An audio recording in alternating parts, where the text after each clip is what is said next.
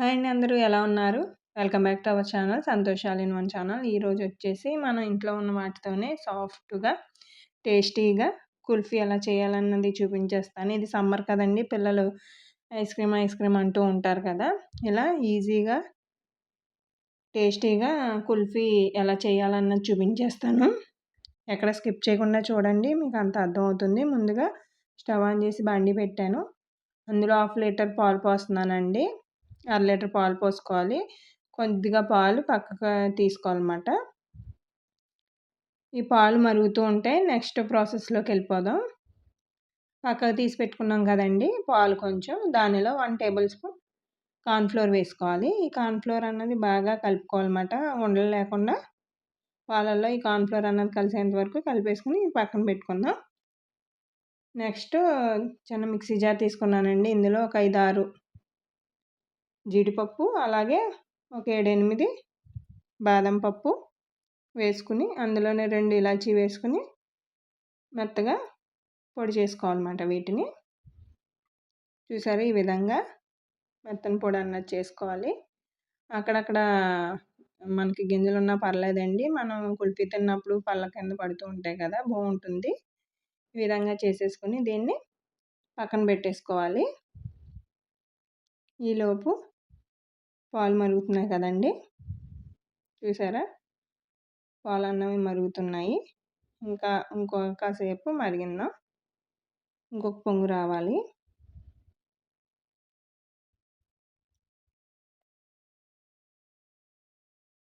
చూసారా, మరుగుతున్నాయి కదా.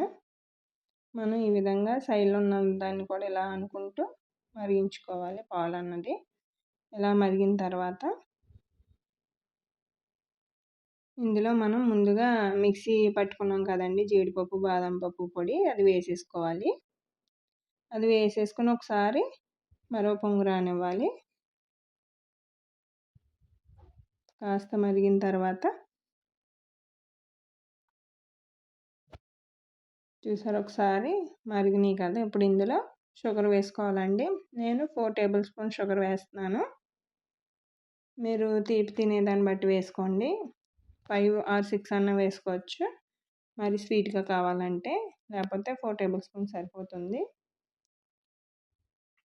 ఈ షుగర్ అన్నది పాలల్లో బాగా కరిగిపోవాలండి. అప్పుడు దాకా ఒకసారి మరిగించేసుకుందాం. పాలు అన్నది, షుగర్ అన్నది కరిగిన దాకా మరిగించుకోవాలి.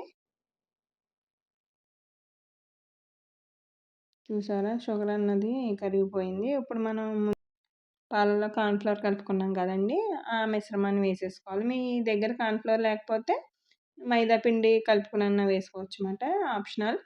కార్న్‌ఫ్లోర్ ఉంటే కార్న్‌ఫ్లోర్ కలుపుకోండి, లేకపోతే మైదా గోధుమ పిండి అయినా కలుపుకోవచ్చు. ఇది వేసేసిన తర్వాత ఈ పాలు అన్నవి కాస్త చిక్కబడతాయండి.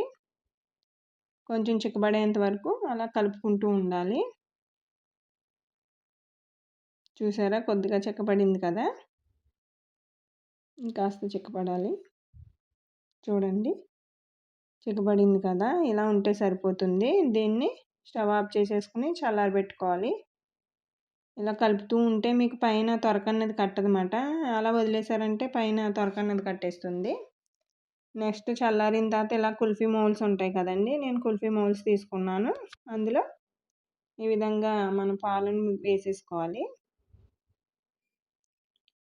ఇలా కాయిల్ పేపర్ ఉంటుంది కదా, సిల్వర్ కాయిల్ పేపరు, దాన్ని పెట్టేసుకుని మధ్యలో చిన్న ఘాటు పెట్టుకుని మన ఐస్ స్టిక్స్ పెట్టుకున్నారంటే సరిపోతుంది. మనకి బయటనే దొరుకుతాయండి ఐస్ స్టిక్స్ అన్నది. ఇవి అయితే నేను వేరే ఐస్ స్టిక్స్ ఉంటే పెడుతున్నాను. 4 కూడా ఇదే విధంగా పెట్టేసుకున్నాం. మీ దగ్గర కుల్ఫీ మౌల్స్ లేకపోతే ఇంట్లో ఉన్న ఇలా చిన్న గ్లాసులోకి వేసేసుకుని దానిపైన కూడా కాయిల్ పేపర్ పెట్టేసుకుని చిన్న ఘాటు పెట్టుకుని, మన ఇంట్లో ఐస్ స్టిక్స్ లేవనుకోండి, టీ స్పూన్లు ఉంటాయి కదా, టేబుల్ స్పూన్లు మనం ఇంట్లో వాడుతూ ఉంటాము, స్టీల్ స్పూన్లు, ఆ స్పూన్ అన్న ఈ విధంగా పెట్టేసుకోవచ్చు అన్నమాట.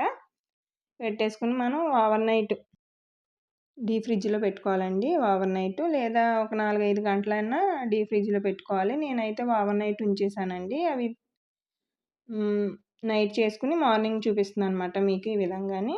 దీన్ని ఒకసారి వాటర్లో ఇలా డిప్ చేసిన తర్వాత తీసారంటే మీకు ఈజీగా మౌల్డ్లోంచి ఊడొచ్చేస్తుందండి కుల్ఫీ అన్నది. చాలా ఈజీగా వచ్చేస్తాయి. చాలా టేస్టీగా ఉంటాయి. ఒకసారి ఇలా ట్రై చేసేయండి. చూడండి గ్లాస్లో కూడా చాలా ఈజీగా వచ్చేసింది. ఇదిగోండి ఈ విధంగాని. టేస్ట్ అయితే చాలా బాగున్నాయండి. పిల్లలైతే చాలా ఇష్టంగా తినేశారు. మీరు కూడా ఇంట్లో ఉన్న వాటితో ఇలా ఈజీగా పిల్లలకి చేసి పెట్టండి. అలాగే ఈ వీడియో నచ్చితే లైక్ చేయండి. అలాగే మీ ఫ్రెండ్స్‌కి, ఫ్యామిలీ మెంబర్స్‌కి షేర్ చేయండి. అలాగే సబ్స్క్రైబ్ చేసుకోవడం మర్చిపోకండి. మరో మంచి రెసిపీతో మళ్ళీ కలుద్దాం. Thank you for watching.